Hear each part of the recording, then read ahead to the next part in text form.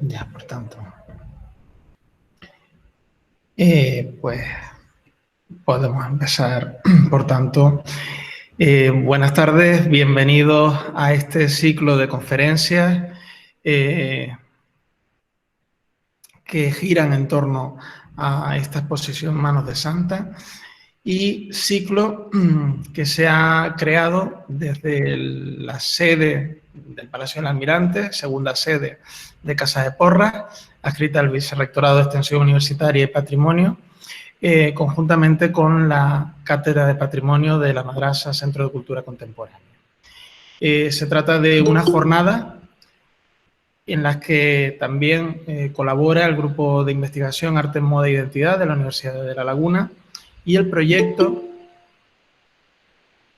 y admitiendo a gente que justamente nos van a acompañar, el proyecto Rimón Sefarad, proyecto de los fondos FEDER de la Junta de Andalucía, proyecto de excelencia, dirigido precisamente por el doctor Espinosa Villegas, el profesor que nos acompaña en esta última de las sesiones del ciclo. Presentar a Miguel Ángel Espinosa Villegas es todo un honor. Ya he tenido la ocasión en otras oportunidades de hacerlo, pero en esta, aunque sea virtualmente, no deja de ser también emotivo y significativo. El doctor Espinosa Villegas es profesor titular de la Universidad de Granada, del Departamento de Historia del Arte, y es responsable de este proyecto de investigación que les he comentado, uno de los grandes expertos en cultura sefardí que tenemos la suerte de contar en nuestra universidad.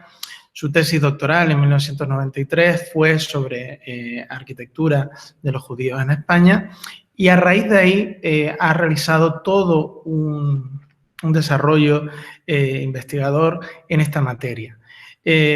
No solo en el ámbito estrictamente español, sino en las perspectivas de la multiculturalidad que supone toda la estética y el pensamiento judío. Ha realizado numerosos libros sobre multiculturalidad dentro de este mundo judío y otra de sus vertientes es también la historia y la teoría de la publicidad, de la imagen y de la comunicación, del arte y de la moda.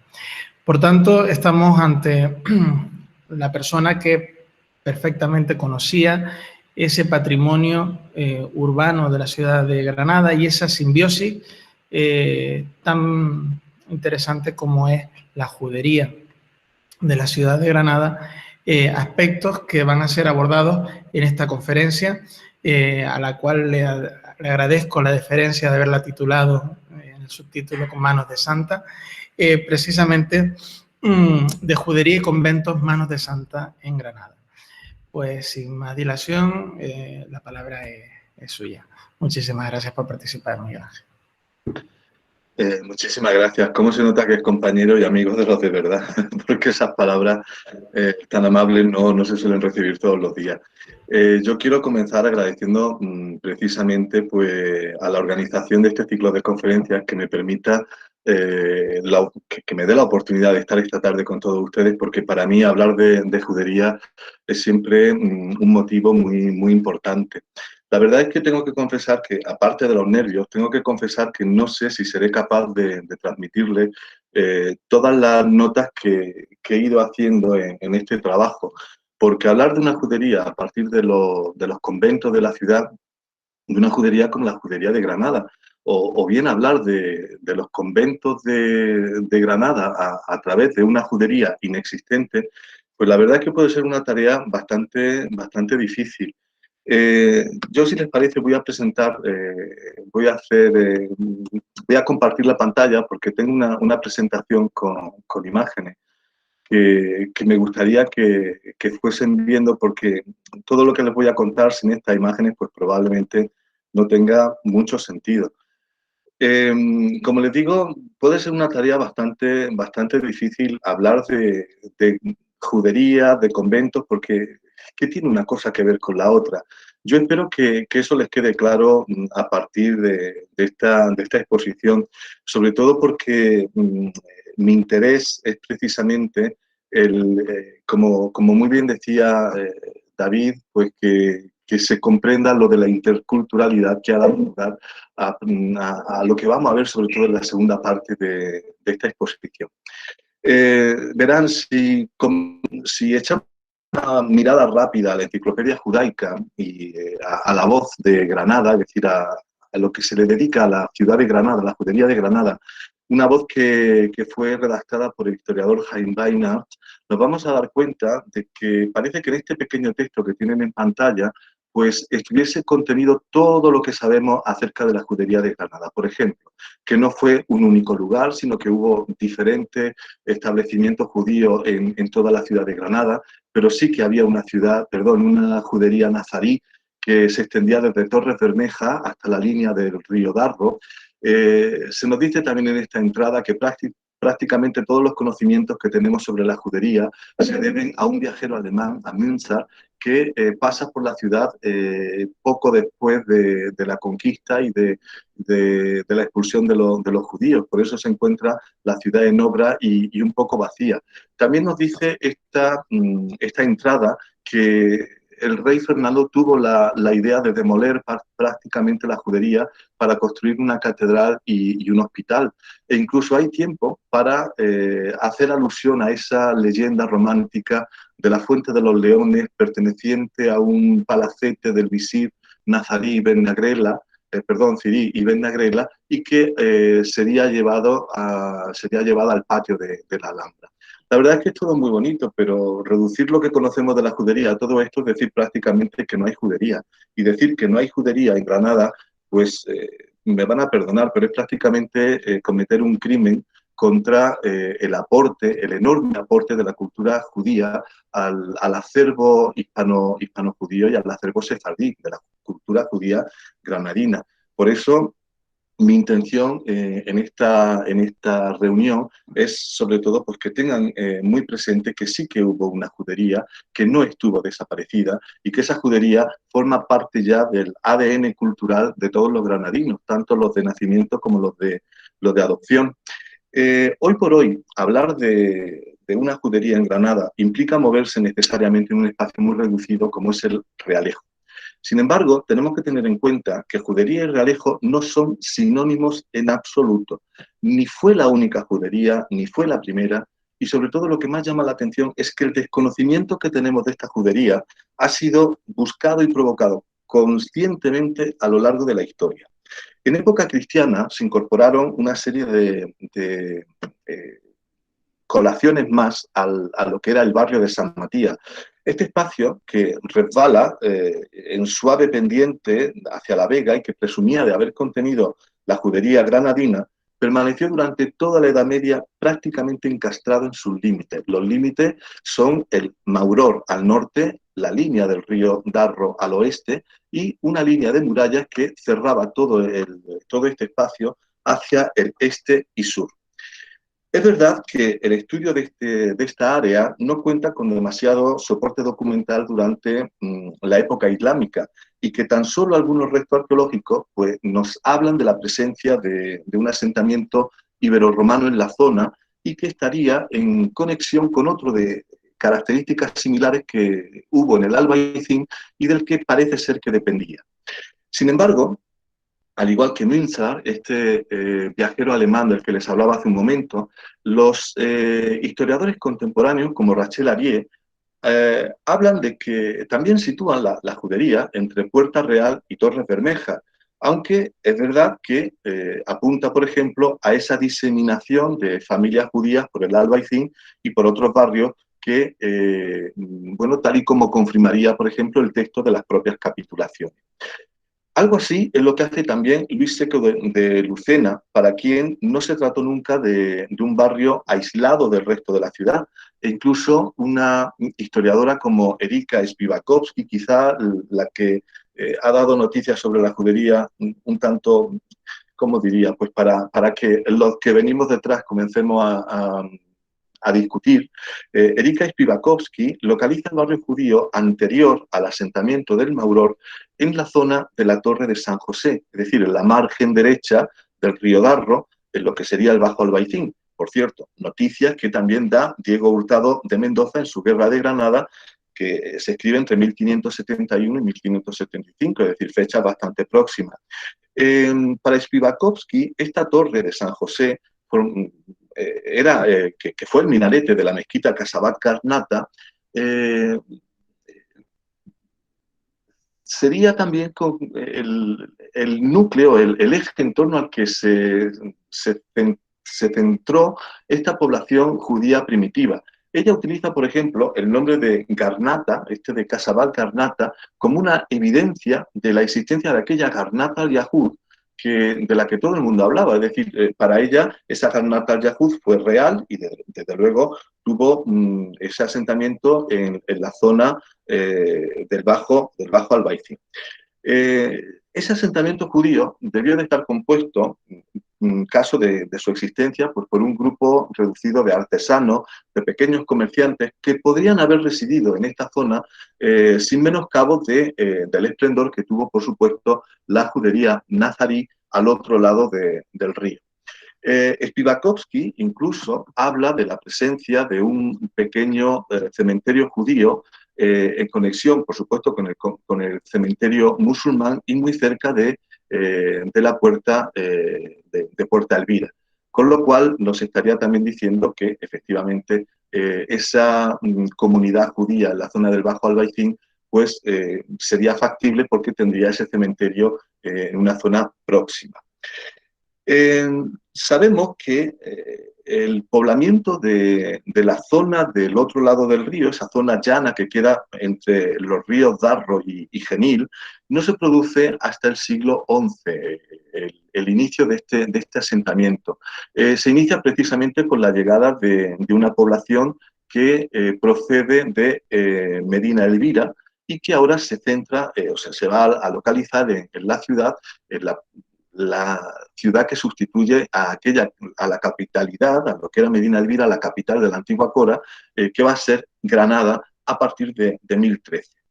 El poblamiento de esta zona no se puede hacer si antes no se acomete una serie de trabajos en torno a sobre la canalización de las aguas, por ejemplo, del río Genil a través de la acequia Gorda y de las aguas del Darro mediante la acequia Romaila. Estas dos acequias lo que hacen es crear una red, permitir más que crear un pequeño asentamiento urbano, un caserío, permitir también el desarrollo de la agricultura y sobre todo el establecimiento de actividades como puede ser la cerámica o actividades incluso como la curtiduría de pieles. Más tarde, este tipo de actividades que resultaban molestas para la población van a ser trasladadas hasta una zona como la Puerta del Pescado. Pero eso será aproximadamente en el siglo XIII y en esa fecha parece que es cuando se construye también algún tipo de instalaciones de lo que serían pues, los servicios propios de este asentamiento urbano, como puede ser el baño del Colegio de las Mercedarias, por cierto, un baño que ocuparía prácticamente el límite entre lo que consideramos la judería nazarí y lo que sería el resto de población islámica, un baño que probablemente se pudo compartir como sucedía en otros baños similares, como por ejemplo el de Baza. No era inusual que judíos compartiesen los baños con otras comunidades religiosas, lo único que había que hacer era distribuir los días y asignar un horario. También en esa fecha, como decía, es probable que se inicien las obras del Cuarto Real de Santo Domingo. Traigo sobre todo esta imagen porque quiero resaltar el carácter eminentemente agrícola de toda esta zona extensa entre los ríos, además una zona de huertos que pertenecían a la Casa Real nazarí. Sin embargo, muy bien, todo esto es unas cuantas notas acerca de lo que sabemos de la judería, pero ¿qué pintan los conventos con la judería? ¿Qué relación tiene? Y sobre todo, ¿por qué vamos a hablar en la segunda parte de este encuentro? Vamos a hablar de algo tan, no sé cómo calificarlo, pero de algo tan apetitoso como los postres que hacen las monjas en sus obradores. Pues la razón probablemente queda clara a partir de lo que vamos a ver a continuación. Verán, que los reyes católicos querían someter a la ciudad de Granada a un rápido proceso de castellanización, eso era una cuestión harto evidente. Además, sus actuaciones sobre el espacio público, que lo demuestran, así lo demuestran. Y es que comienzan muy pronto la sustitución de de lo que fue la arquitectura de poder islámico por una arquitectura de poder cristiano. Pero es que además establecen nuevos puntos de referencia sobre el plano urbano de Granada, a través de la construcción de la catedral, de lo que va a ser Chancillería y, por supuesto, del Hospital Real. Además de eso, los reyes católicos, en esta idea de construir una Granada moderna y una Granada cristiana y de ir desterrando de una vez por todas ese carácter islámico que la ciudad tenía por derecho de nacimiento, pues se dedican a construir también espacios como la plaza de Rambla, como la Plaza Nueva o como el Campo del Príncipe. Estos espacios abiertos, evidentemente, ofrecían una concepción mucho más amplia y abierta de lo que era habitual en las ciudades de tipo islámico. El problema no era tanto crear focos de referencia o crear espacios abiertos, el problema venía ofrecido sobre todo por el callejero, y es que se trataba de un callejero excesivamente sinuoso, un callejero muy poco racional, y eso confería una idea de algo insalubre, de hacinamiento, es decir, había que borrar esa impresión de algo sucio, de algo que podía estallar en cualquier momento, de esa podredumbre. Había que eliminarlo. La forma de eliminarlo no resultaba fácil. Es que remodelar racionalmente un plano construido solamente es factible si tiramos parte de ese plano y volvemos a construir encima. Así que lo único que se podía hacer era o esta drástica solución, tiramos y volvemos a construir, o bien hacer una especie de lavado de cara, de lavado aséptico, que la ciudad parezca ligeramente distinta. La verdad es que se utilizan medidas de los dos tipos, pero sí es cierto que se van a demoler algunos edificios, por ejemplo, esos edificios que se destruyen en la zona próxima, o sea, en la zona, en la entrada del Realejo, va a permitir el trazado, por ejemplo, de una calle como Pavaneras. Va a permitir también el que las calles que se van construyendo encima de ese espacio que ha quedado libre, pues tengan una distribución mucho más racional, mucho más armónica y, como decimos, que es lo que se va persiguiendo también, una distribución un tanto más aséptica, más higiénica. Hay un detalle, y es que si comparamos el modo en que los reyes católicos actuaron sobre la judería de Granada con otras juderías diferentes, como puede ser la de Toledo, nos damos cuenta de que los reyes católicos realmente tenían un planteamiento, habían adoptado un planteamiento previo, un planteamiento de carácter general, integral, porque contempla no solamente la habitación, sino también los servicios, y que ese planteamiento había nacido con el carácter de modelo aplicable a cualquier judería que una vez que los judíos habían abandonado Sefarad, hubiese que conectar nuevamente con la ciudad. En el caso de Granada, por ejemplo, como recordarán, en la zona que hoy ocupa Capitanía, pues se decidió construir la catedral, la primitiva catedral, lo que luego, ese espacio ya saben que luego será ocupado por el convento de San Francisco y que acabará siendo destruido hasta construir el cuartel que hoy en día tenemos a la entrada como les decía, a la entrada de este nuevo eje que se abrió, la calle Pavanera. Pero el rey Fernando no solamente quería construir esta catedral, también construyó un hospital real, no el hospital real que todos conocemos, sino probablemente uno que permanece escondido, que es el ocupado hoy por el edificio de la prensa. Esa catedral y ese hospital aparecen justamente a la entrada, al final de la calle San Matías, lo que podríamos considerar la entrada de esta judería nazarí. Y curiosamente, en Toledo hacen prácticamente lo mismo. Primero sanean una arteria vieja, como era la calle del Ángel, y dan mayor importancia a una arteria que vertebraba completamente toda la judería y a la que se abría precisamente este edificio que era la sinagoga mayor. Pero de una forma muy parecida a lo que se hace en Granada, también construyeron un hospital real muy cerca de la Puerta del Cambrón, que era la que daba acceso a esta parte de la ciudad, y por supuesto San Juan de los Reyes, con un carácter prácticamente catedralicio. Es decir, que los reyes católicos tenían la idea de actuar sobre la judería de una forma muy parecida en todas ellas. Eh, Hay un detalle que no deja de ser interesante, sobre todo para lo que vamos a ver a continuación, y es qué cantidad de judíos, cuál era la población judía que existía en Granada. Lo cierto es que no tenemos una cifra exacta porque lo que tenemos son noticias, textos, y cada una muy diferente. Por ejemplo, Münzer, este viajero alemán, hablaba de casi 20.000 almas judías.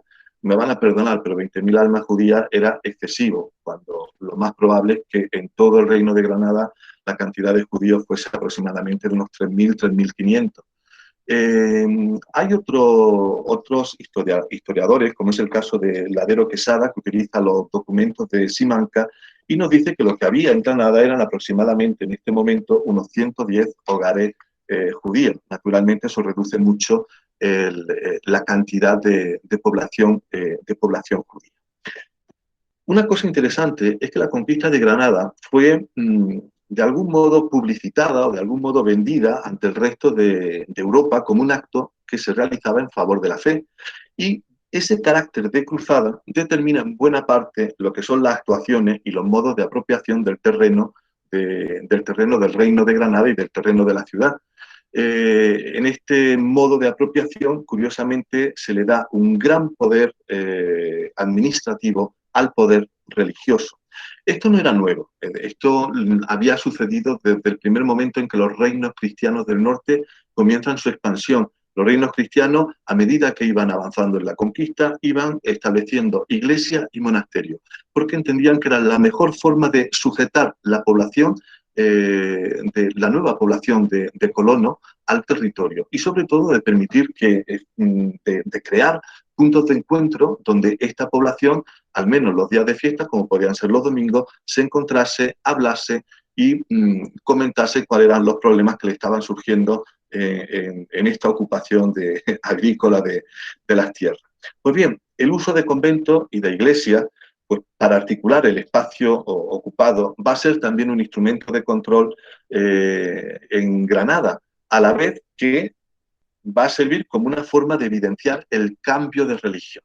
Esto es importante porque de la misma forma que la cruz sobre un antiguo minarete, no estoy hablando de Granada, que la situación es muy distinta, pero la cruz sobre un antiguo minarete significaba que el Islam había dejado de ser el poder en la zona, también creaba de alguna manera la noción de que existían grupos que eran extranjeros, que eran ajenos, porque si ahora todo era cristiano, evidentemente aquí los judíos iban a ser considerados como extranjeros y por tanto ajenos, pero también los mudéjares cada vez más iban a ser considerados como ajenos.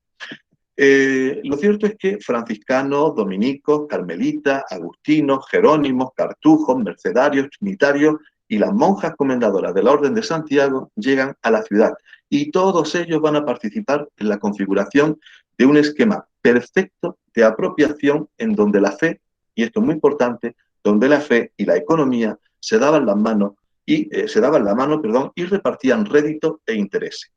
En esta ciudad lo judío era ajeno, aunque viniese disfrazado de judío converso, porque ya sabemos que en 1492 los judíos deja de ser un problema de todas.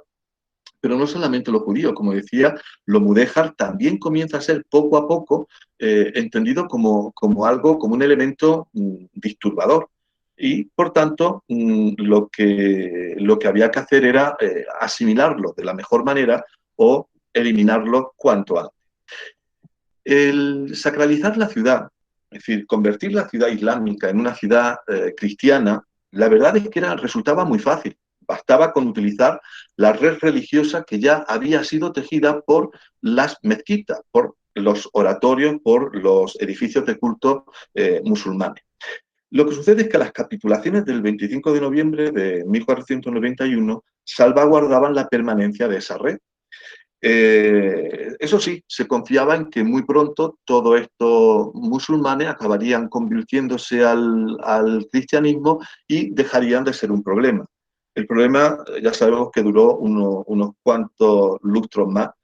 Y, desde luego, el problema también era para la población judía, porque la población judía, aunque quedaba sujeta a estas capitulaciones, lo cierto es que su pequeña red de oratorio y de sinagoga no veían garantizada su protección por las capitulaciones, con lo cual podían ser destruidas y tiradas abajo en cualquier momento. La verdad es que la población judía deja de ser un problema porque rápidamente, como sabemos, con la expulsión, lo único que vamos a tener son familias de judíos conversos que se niegan a abandonar Granada y que se niegan a abandonar, por tanto, sus posesiones. Una serie de casas que quedan precisamente como islotes, como son edificios aislados en medio de un territorio, de un espacio que precisamente el rey Fernando había decidido demoler. Ojo, porque estoy hablando de demolición de la judería y parece que este programa se llevase a cabo en su totalidad, cuando la realidad arqueológica parece demostrar que por debajo de este plano sigue estando todavía presente esa judería. Lo que sí es cierto es que la permanencia de esta población judío-conversa, que por cierto muy pronto va a participar incluso del número de personas que configuran el consistorio de la ciudad. Es decir, que la presencia de judío-conversos, la presencia de moriscos, de mudéjares y demás, en cierto modo inicia un proceso de hibridación del que nosotros somos herederos y que explicaría en parte lo que vamos a ver después tratando ese aspecto culinario de los conventos.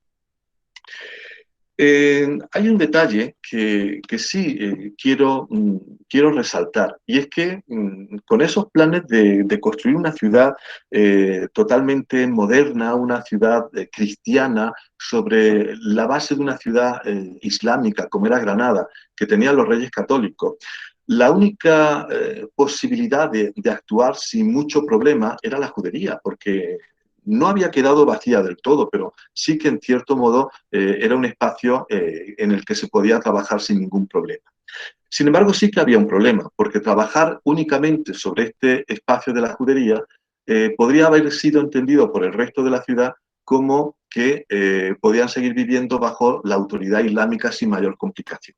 Por eso, los reyes católicos, que eran cualquier cosa, pero sobre todo estrategas, se dan cuenta de que el plan de cristianización de la ciudad de Granada tiene que ser un plan integral y que no se puede asentar en la transformación de mezquita y de oratorio judío en iglesia. Por cierto, que a pesar de las capitulaciones, a partir de la segunda mitad del siglo XVI, esa prohibición de transformar mezquita en iglesia comienza a ser comienza a ser saltada sin ningún problema y no se va a tener mucho en cuenta. Como les digo, los reyes católicos se dan cuenta de que hay que cristianizar la ciudad de otra manera, no mediante la conversión de mezquita en iglesia. La única posibilidad que existía y que podía salvar esta idea y conseguir ese efecto deseado de cristianizar toda Granada era instalar conventos. Claro, los conventos se van a instalar en un primer momento utilizando casas o residencias modestas. Aquí tienen el convento de Carmelitas Descalzas. La historia de las Carmelitas Descalzas yo creo que ya las conocen. Primero se asientan en una calle no muy lejos, pero hasta que no pueden utilizar las casas del gran capitán, pues no se trasladan a este establecimiento que hay al final de San Matías. Pero es verdad que los conventos no son como la iglesia. Los conventos crean unos espacios ambiguos. Las iglesias son sagradas, pero los conventos, la sacralidad del convento depende del oratorio de la pequeña iglesia, pues como tenemos aquí, que puedan construir y que pueda servir para la población del barrio, para la población del entorno. Pero el problema es que las iglesias son espacios públicos, pero los conventos no son espacios públicos, son espacios medianamente públicos, semipúblicos, en cuanto que ofrecen una iglesia al resto de la ciudad, pero sobre todo son espacios privados y cerrados gracias a estos altos muros que aíslan por completo la vida del convento del resto de la ciudad.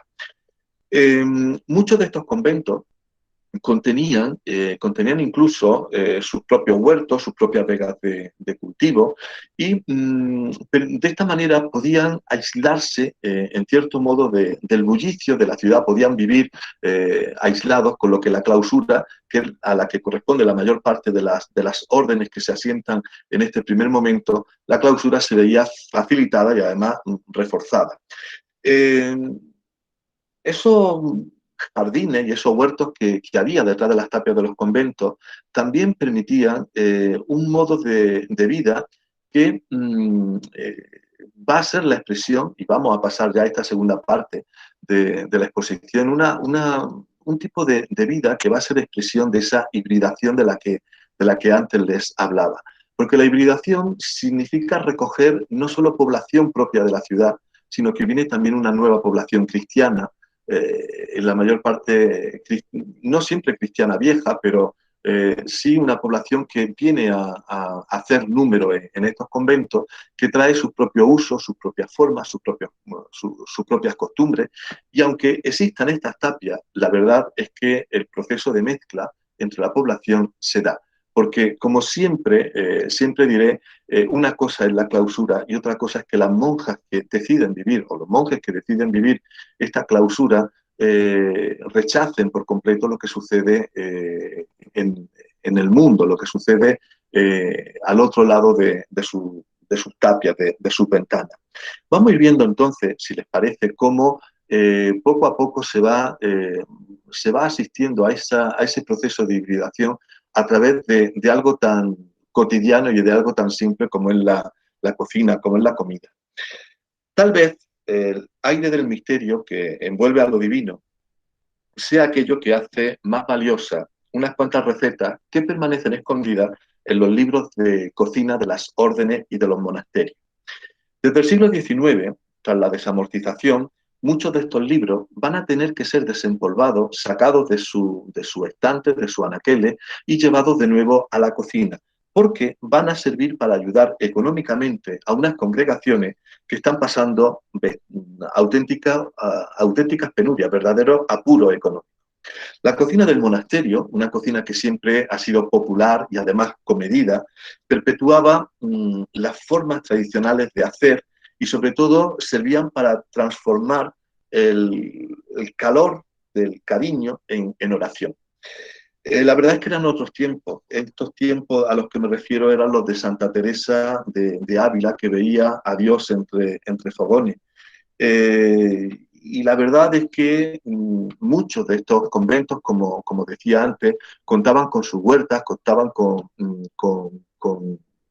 su pequeña despensa que le abastecía de productos frescos, y estos productos pues servían para llenar el vacío de las ollas y sobre todo los estómagos de estas almas que permanecían en silencio y que apenas eran visibles. Tenemos una gran cantidad de libros de cocina en Europa. En España, curiosamente, hay pocos libros de cocina de esta época, pero algunos hay. Por ejemplo, la cocina de diario, que se va haciendo lentamente pues, a través de textos como los del franciscano Juan de Altimiras, que ofrece en este libro, por ejemplo, una visión de lo que fue la alimentación en la España inmediata a la Edad Media. Una España que no se resignaba a abandonar la medievalidad y sobre todo que seguía bebiendo en cuestiones de alimentación en fuentes de las tres religiones y de un solo Dios, aunque eso sí, siempre bajo el tamiz, bajo lo que sería la supervisión de la religión cristiana. Cada orden contaba con sus propios modos de hacer. Era la imagen de una cocina rica, de una cocina especiada, de una cocina que tenía un sabor propio y que además, esto es muy importante, distinguía claramente lo que era el lunes del domingo. Distinguía claramente lo que era la cocina de diario de la cocina feriada, de la cocina festiva. Y sobre todo, se trataba de una cocina que adaptaba los productos de la época a las exigencias de la liturgia de festividades como la Pascua o la Navidad. La Granada de hoy hemos visto que más o menos se hace a golpe de campana. En realidad, lo que tenemos es la superposición de una red de conventos sobre lo que fue una red de mezquitas. Pero la moderna ciudad contrarreformista, que se sobrepone, que se armoniza de este modo con la nazarí, también debe su esencia a unos hombres y unas mujeres que trabajan desde detrás de los muros de sus conventos por la paz con la oración y sobre todo trabajan con sus manos para construir un espacio de encuentro. Esto es importante porque la cultura islámica o el pozo judío, que también engrandeció esta cultura, se negaron a abandonar las vegas que aparecían en torno a la ciudad de Granada y de este modo prolongan con el eco de sus palabras y con sus actos pues toda esa tradición mudéjar y judía a través de los judíos conversos. Con los años, el hecho de que todos estos grupos diferentes coincidiesen va a permitir que aquellas formas que en un principio eran rechazadas por los cristianos que llegaban a la ciudad, aquellas formas de comer que se consideraban extrañas, que además se despreciaban porque eran casi como comida de bárbaro, pues poco a poco se van a ir convirtiendo precisamente en expresión de lo que es la propia esencia de la ciudad de Granada. Si la abuela de Aldonza, la lozana andaluza, hubiese estado, seguro que le habría enseñado a cocinar más y más dulce, porque la abuela de Aldonza sabía hacer hojuelas, pestiños, rosquillas de alfajor, testones de cañamón y de ajonjolí, nuégado, jopaipa, hojaldre. Lo que sí es cierto es que si la abuela de Aldonza no tuvo la oportunidad de enseñar a su nieta, otras abuelas sí que enseñaron a su nieta para que compartiesen esos modos de hacer postre o de hacer comida con los nuevos habitantes de la ciudad, con esos cristianos que acababan de llegar. Eran esas recetas precisamente que Francisco Delicado a las que él alude a través de esta enumeración de exquisiteces, ¿no? Sí, estas nietas aprenden de su abuela, comparten las recetas con estos cristianos recién llegados, pero ya no se acordaban de que muchos de los productos que hacían posible esta receta, como es el caso del azúcar, el arroz, algunos cereales como el sorgo, el naranjo sevillano amargo, el limonero, muchos de estos productos habían llegado con sus antepasados y no con los cristianos que ahora acababan de aterrizar en la ciudad de Granada. Estos productos, como digo, son la base de esta cocina que vamos a ver también en los conventos. Efectivamente, no pudo llegar sino a través de esta población de origen islámico o judío que ingresa también en las congregaciones. También es verdad que en los recetarios que vemos en estos conventos aparece una influencia hispano-magrebí, una influencia de la cocina hispano-árabe, pero no es la única. Los productos que se van a fabricar y los modos de comer que hay en estos conventos tienen mucho que ver también con la Castilla del Norte o con el antiguo reino de Aragón. Y es que todas estas recetas se van haciendo con el aporte de toda esta gente, de una enorme variedad geográfica, de una enorme variedad social que también llega hasta los conventos, hasta los monasterios.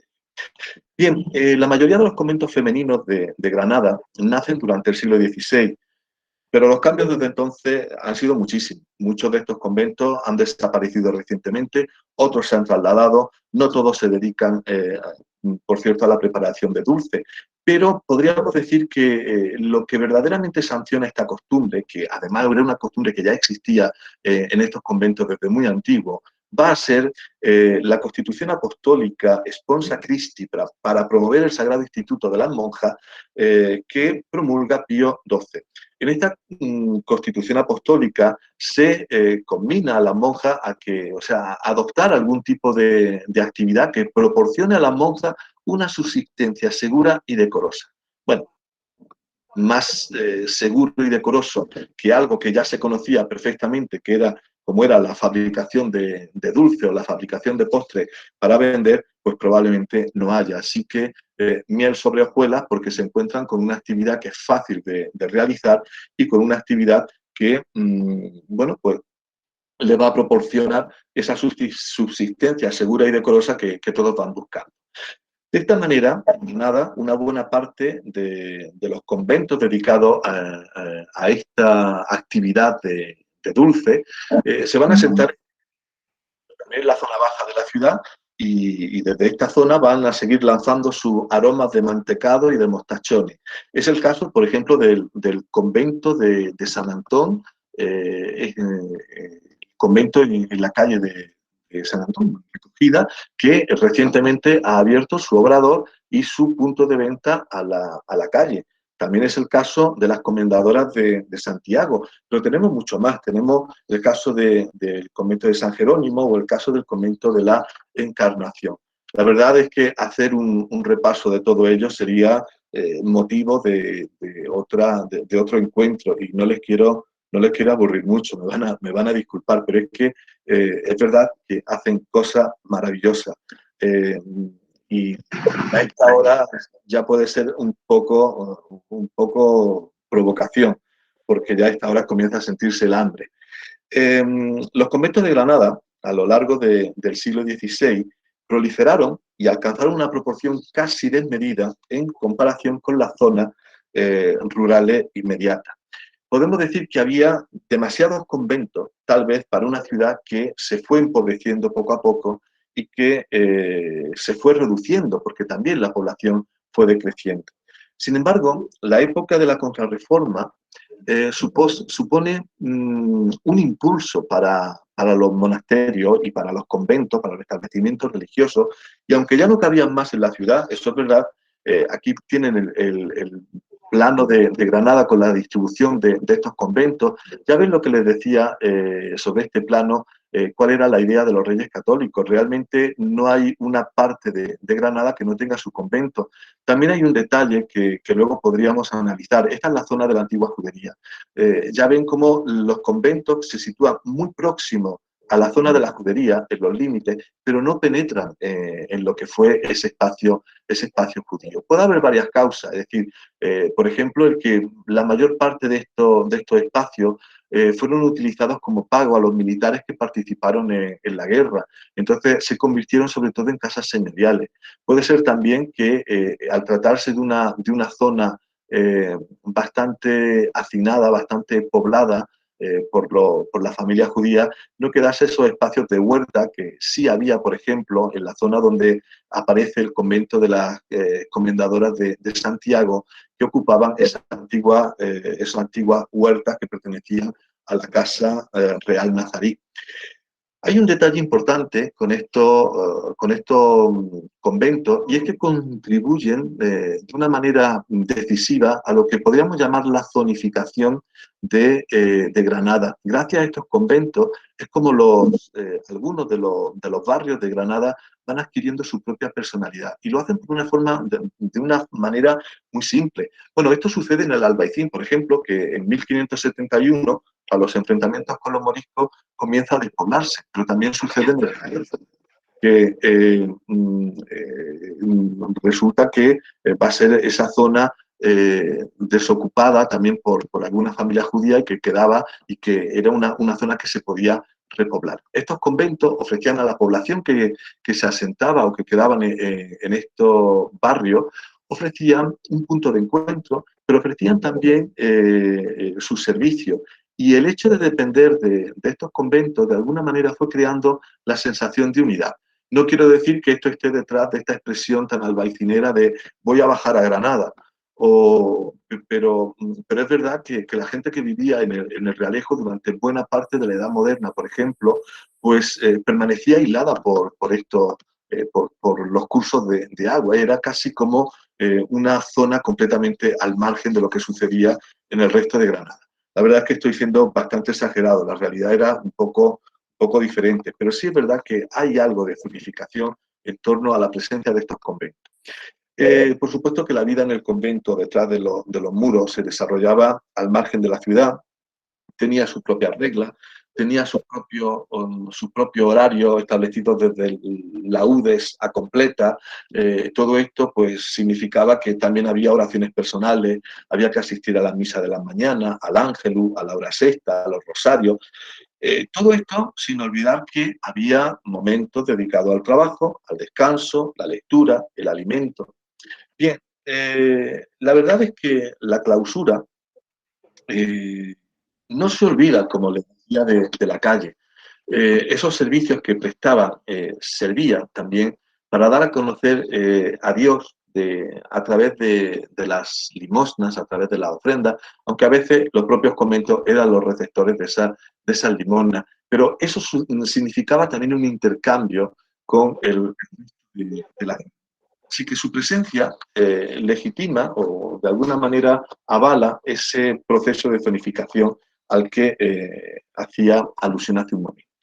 Vamos a pasar a algo más agradable, aunque debido a la hora yo no sé si esto será bien entendido, o igual se entiende como una provocación, pero lejos de mí. Yo lo que quiero es que en esta última parte de esta exposición comprendan que hay una cantidad de productos que nunca jamás habríamos pensado que son frutos de esa hibridación cultural que se produce también en el interior de la cocina de los monasterios. Ahí están viendo, por ejemplo, un dulce de calabaza escarchada. Si yo les digo que la receta para hacer este tipo de dulce es una receta de origen judío, probablemente me dirán, bueno, es que como tú te dedicas a estudiar judío, todo lo vas a arrimar va a arrimar el asco a tu sardina. Perdón por la expresión, pero no es así. Es que es cierto. Detrás de todo esto lo que había era una idea de que determinadas fiestas, porque esto es muy importante, la cocina gira también con el ciclo litúrgico y determinadas fiestas exigían una forma determinada de comer y una forma determinada de cocinar. Esto no es solamente propio del cristianismo. Ahora que va llegando Semana Santa, estamos pensando todos en las torrijas. Por cierto, las torrijas también tienen un origen judío, lo siento, pero es que las torrijas primitivas se hacían con el pan ácimo, con las matzot, que se mojaban en leche para humedecerlas, se mojaban en huevo y se freían. Ya me dirán si eso no es una torrija. Eh, pero quiero decir que hay determinadas formas de comer o de cocinar que van con las fiestas, ¿no? Y, por ejemplo, en el judaísmo había donde de entrada ya tenemos el sábado, que es muy especial, luego veremos algo que tiene que ver con el sábado, como es la Adafina, pero de entrada había algunas festividades donde lo importante es celebrar y no tanto el preocuparse de la cocina, con lo cual había que cocinar para varios días y mejor si los productos eran capaces de mantenerse en buen estado durante todo ese periodo, una semana o 10 días incluso. Así que el hacer este tipo de dulces de calabaza era una forma de aprovechar la calabaza, pero sobre todo de hacer que ese alimento aguantase bastante tiempo durante la celebración de las fiestas. Lo que sí es verdad es que los antiguos tratados nazaríes de cocina y de repostería, esos tratados anteriores a la llegada cristiana, habían convertido determinados productos como la miel, el azúcar, la almendra, la sémola, los huevos, la manteca perdón, la manteca en los ingredientes básicos de cualquier receta.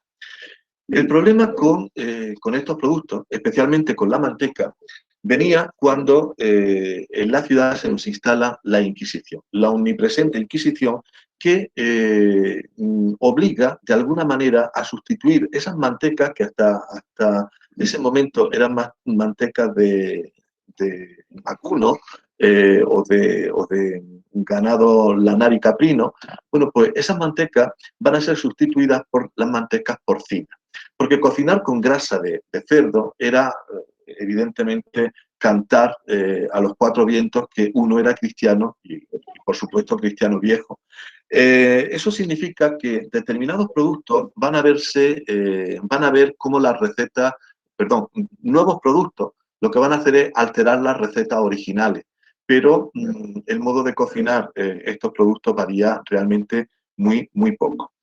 De esta manera, a través de la inclusión de productos como podía ser esa manteca de cerdo, lo que se hacía era burlar las leyes de la kasherut judía, o incluso, por supuesto, de la religión islámica, que también promulgaba que también prohibía el consumo de estos alimentos procedentes del cerdo.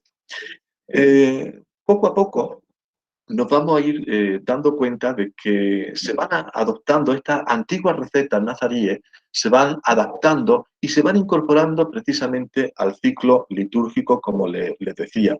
No solamente forman parte de esta incorporación las recetas alimenticias, también vamos a ver recetas que tenían que ver con esas hierbas que se cultivaban en los huertos y que servían para fabricar tónicos, que se utilizaban como medicina. Por supuesto, aquí siempre con mucho cuidado porque ya saben que la tradición, por ejemplo, la tradición judía en medicina o en el Islam había sido muy fuerte, hasta el punto de que en las cortes cristianas no faltaba el físico, el médico judío.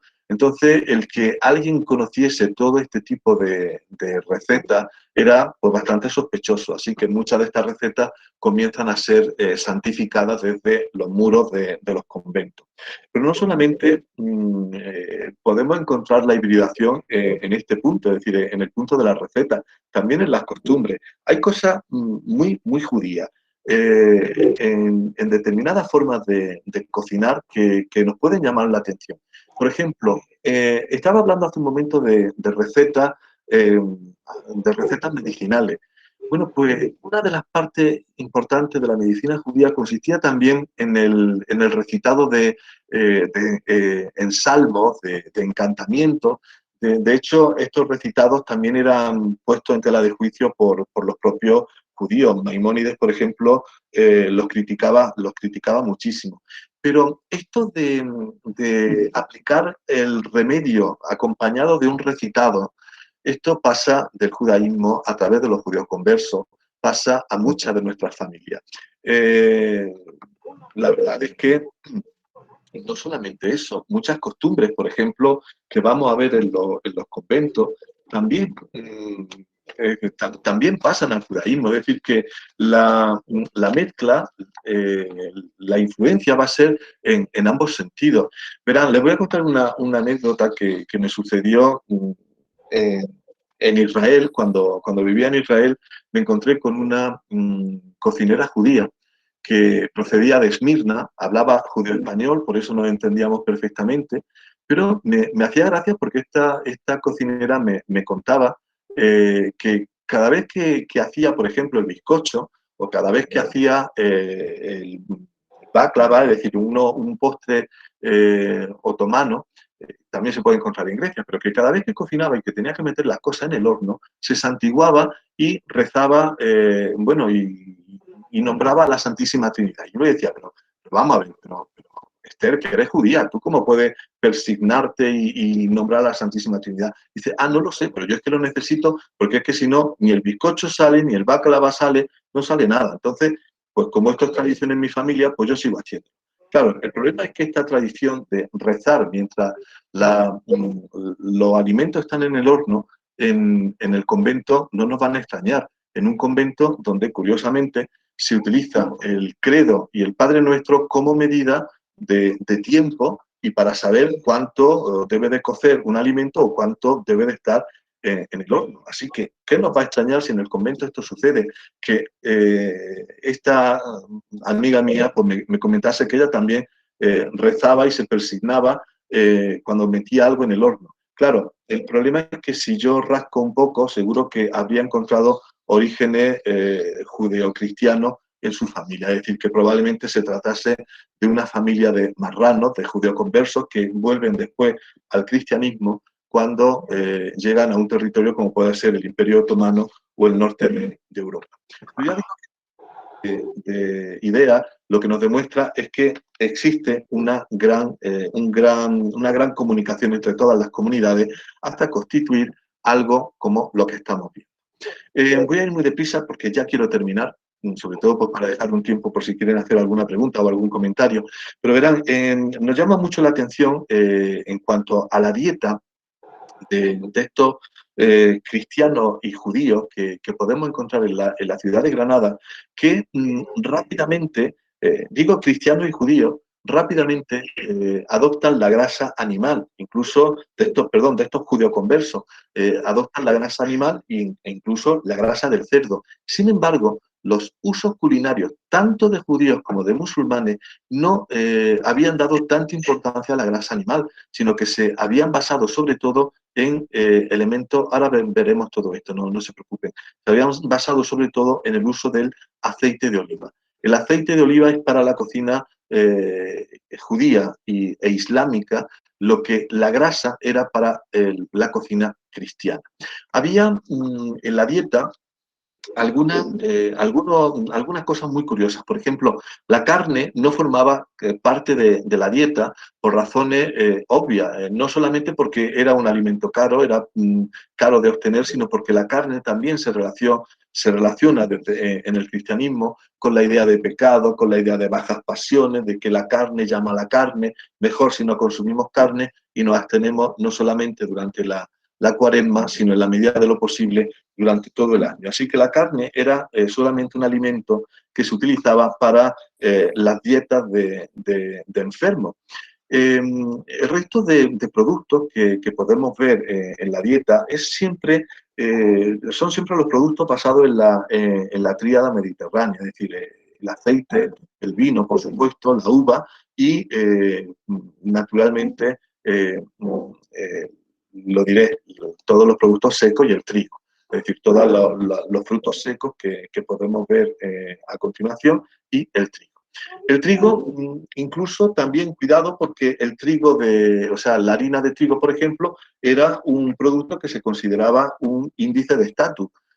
Solamente la harina blanca, los productos refinados, que ese pan blanco significaba que se sentaba uno a una mesa a la mesa de un señor, de alguien de una posición aventajada.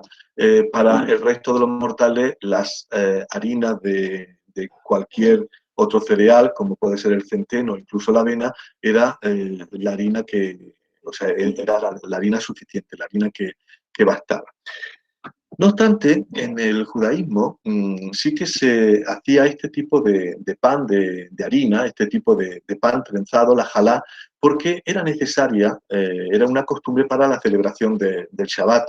Por supuesto, nada más verle la pinta, ustedes ya estarán reconociendo muchísimo de nuestros bollos de aceite porque además se cocinaba con aceite, una parte fundamental de la receta. La receta se la puedo dar en otro momento, pero es interesante este pan trenzado, esta jalá.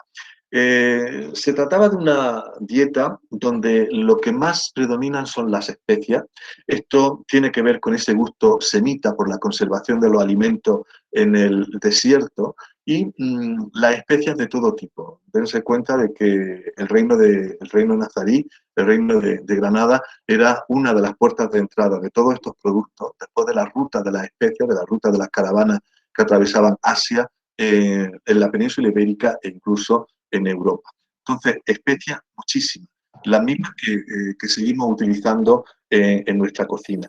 Esta es una muestra de panácimo, de ese pan que se utiliza en la Pascua, que por cierto está próxima, y con el que les decía que antes que se utilizaba pues, para cocinar precisamente las torrijas. Llama la atención el que las recetas de los conventos de Granada sí que influyen en los conventos de América, pero de América a Granada no llega un producto como el chocolate. El chocolate se incorpora a los productos de repostería de los conventos de Granada en una fecha bastante tardía. Por supuesto, los frutos secos son una base importantísima de estos productos porque forman parte de esa tradición islámica y también de esa tradición judía que pasa íntegra a la ciudad. Esto es lo que les decía antiguamente, o sea, lo que les decía hace un momento, es la adafina, que se trata de una forma muy peculiar de cocinar en el judaísmo, pero realmente si lo único extraño de este plato que estamos viendo es la carne y sobre todo la forma de cocinar, porque se cocina con una llamita, con la llama prácticamente de un encendedor o de una cerilla encendida desde el viernes por la tarde hasta el sábado al mediodía. Es decir, que con esa llama de calor, todo esto que se pone en crudo, que son patatas, como tienen aquí, huevos, etcétera, etcétera, todo esto se está cocinando durante toda la noche por esa prohibición que existe en la celebración del Shabbat, de que no se puede encender fuego ni tampoco se puede apagar. Pero esto no deja de ser uno de nuestros potajes, es decir, es que cuando vemos la manera de cocinar que tienen los sefardíes en la actualidad, donde se utiliza, por supuesto, se han incorporado productos que han llegado de América y que no existían en la cocina hispano-judía, como puede ser el tomate, pero sí se cocinaba con el tomate o la patata, pero se sigue cocinando con berenjena, y cuando vemos la forma de los platos de estos judíos, pues de estos judíos sefardíes, nos recuerdan forzosamente a nuestra cocina. Vamos terminando. Verán, el dulce de membrillo es otra de esas recetas judías que pasa rápidamente a los conventos, las torrijas también, como les decía, y tenemos algunos libros como estos que recogen todas esas recetas de convento y que se destinan a palacios. Y hay algunos muy, muy curiosos, como el de Francisco Martínez Montiño, que resulta que utiliza todavía como unidad de tiempo para cocinar, utiliza el rezo del Padre Nuestro y de la salve. Entonces, es curioso cómo esa idea de los conventos también la encontramos en otro tipo de cocina. Terminamos. Existe una gran cantidad de objetos, de utensilios que han podido ver en la exposición de Manos de Santa y que forman parte del ajuar de las cocinas de los conventos. Son objetos muy, muy curiosos. La mayor parte de ellos conservan todavía esa impronta islámica en el nombre. Fíjense, tenemos ataifores, tenemos alquitara, almirece, alcarraza, acetre, por supuesto, aguaderas, cántaro, hidria, guamaniles. Todo este conjunto de útiles que aparecen en la cocina del monasterio, que pueden ver en la exposición, avalan precisamente aún más esa hibridación, esa mezcla de la que les hablaba.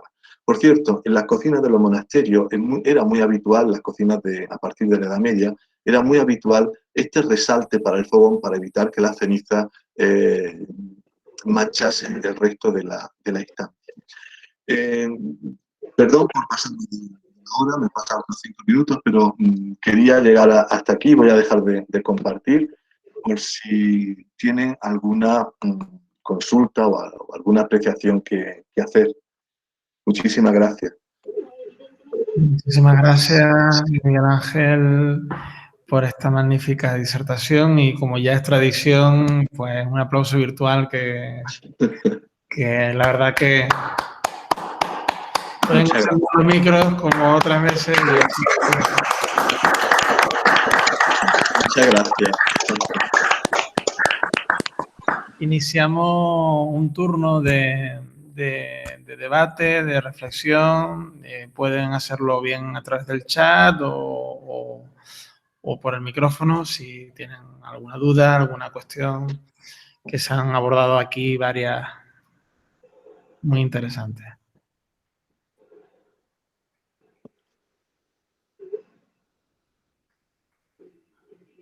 ¿Alguien?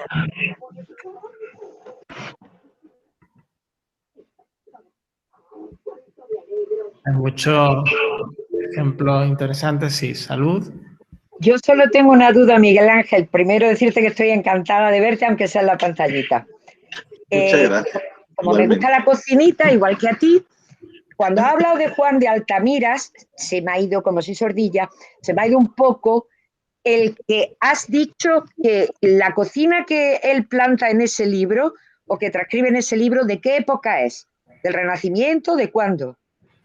Sí, es una cocina de tradición medieval, pero ya de época moderna. Date cuenta Eh, de que el libro de Altimira lo vamos a poder leer a partir de 1745, pero es una cocina, pues ya te digo, de tradición medieval, pero con con los retoques remodelación. propios. Sí, sí, claro, claro. Por supuesto. Esa era la curiosidad. Muchas gracias. Nada. ¿Alguna pregunta, reflexión?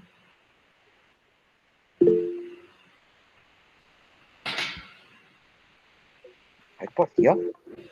Que no La- puedo quitar la mano. Ay, no hay por Dios. problema, no hay problema. Ya, ¿Alguien ya. quiere reflexionar alguna cuestión? Hemos visto, de hecho, ha sido muy interesante la plasmación de todas estas reflexiones. Cuando hemos ido recientemente para grabar en algunos conventos y monasterios de Granada, pues ha surgido el hecho de que en algunos conventos se rechaza el introducir vino en determinados dulces, por esa idea de la austeridad, en el caso de las clarisas, pero ese pozo tan específico del mundo hispano-judío es claro y evidente, sin duda alguna. El ajonjolí, por ejemplo, son cosas que todavía siguen y persisten en estos conventos de Granada. ¿Alguien tiene alguna...? Porque es perfectamente la mejor forma de poder cerrar este ciclo con esta magnífica conferencia, que además ha hilado dos ámbitos como es el patrimonio urbano y el urbanismo asociado a la judería y a esa formación, por tanto, luego posterior de la Granada cristiana, y que permite pues, aunar y enlazar con esta exposición Manos de Santa que tienen ustedes detrás de mí, de hecho, el torno de las Bernardas. Sí, Paula. Buenas tardes. Primero que decirte que me ha encantado, como siempre, escucharte, Espinosa, y la curiosidad que yo tengo es si el trabajo de la perfumería entraba dentro de los oficios de los judíos o no. Dentro de los judíos. Sí que se trabajaba, pero no tenemos mucha documentación al respecto. Lo que sí te puedo decir es que en las cocinas de los conventos se trabajaba muchísimo la perfumería, incluso con aguas comestibles, como por ejemplo el agua de azahar, el agua de rosa.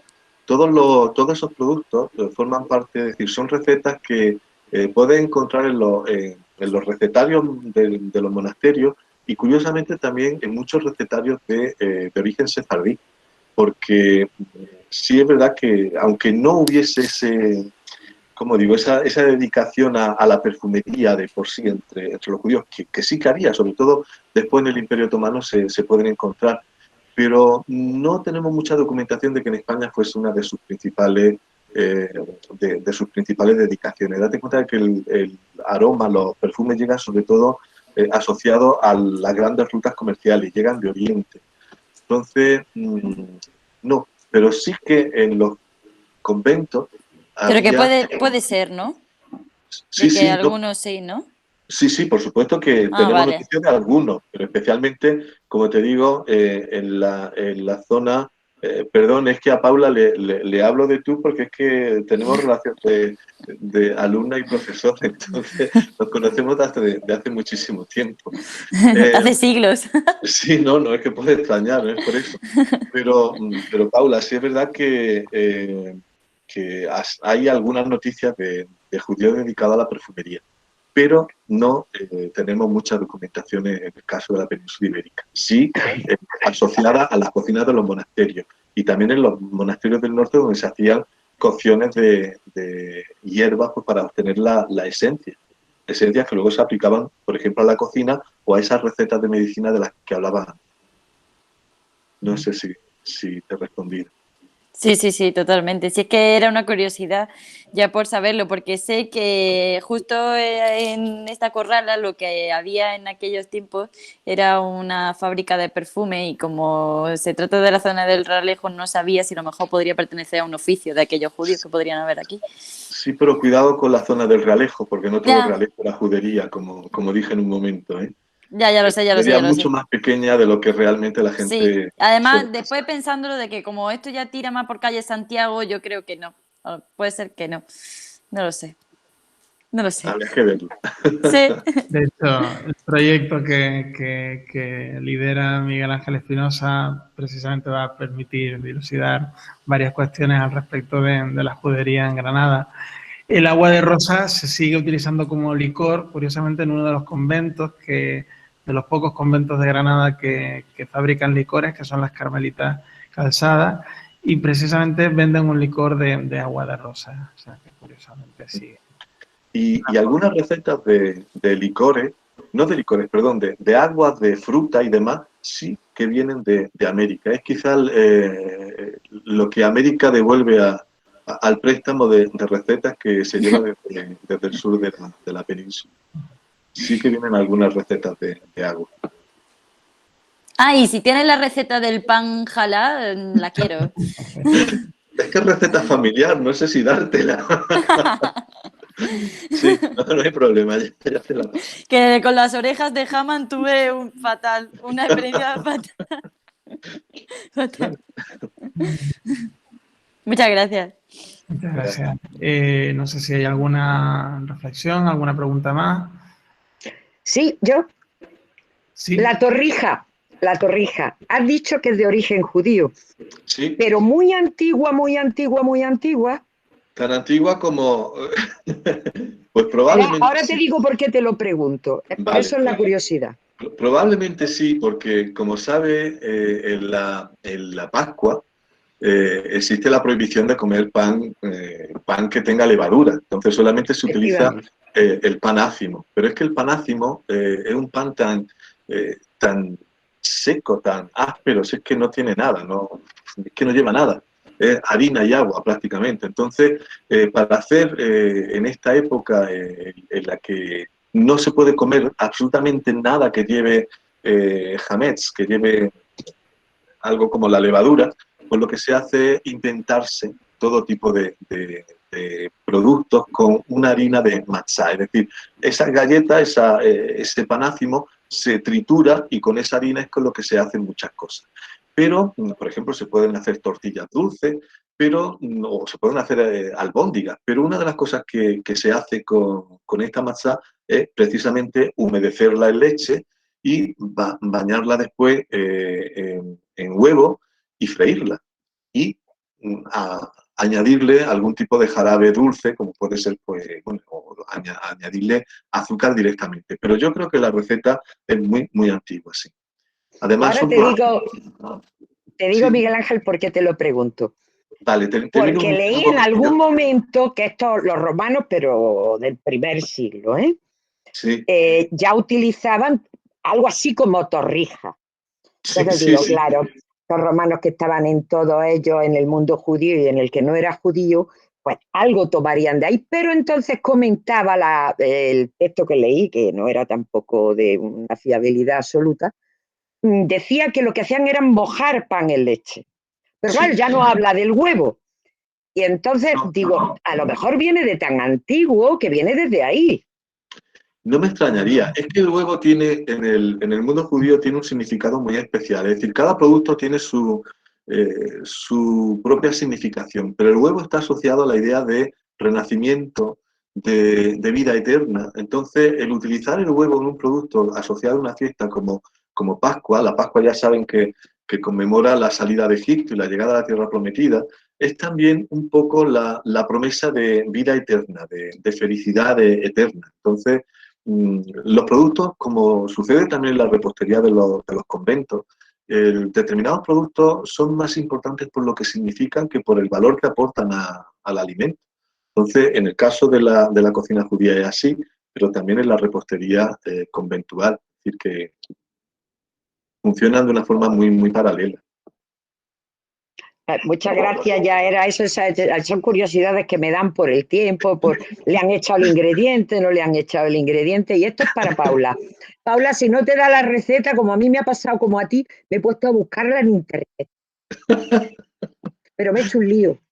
No, no os preocupéis. He dicho mejor que la de él. Sí. Sí, yo la doy. No, tranquila, no os preocupéis. Os la paso después por Facebook y sin problema. Pues muchísimas gracias, Miguel Ángel Espinosa, por esta magnífica conferencia que además nos pone la miel en los labios, nunca mejor dicho, con toda esta tradición y esta repostería. Agradecer a todos los que han asistido y a todos los participantes, los 3 conferenciantes que han puesto de manifiesto ese enfoque poliédrico que queríamos dar desde el proyecto Casa de Porras en este Palacio del Almirante, pues justamente con el ciclo del gusto y el patrimonio conventual. Muchísimas gracias y que pasen una feliz tarde-noche. Gracias a vosotros, ¿eh? Muchas gracias. Gracias.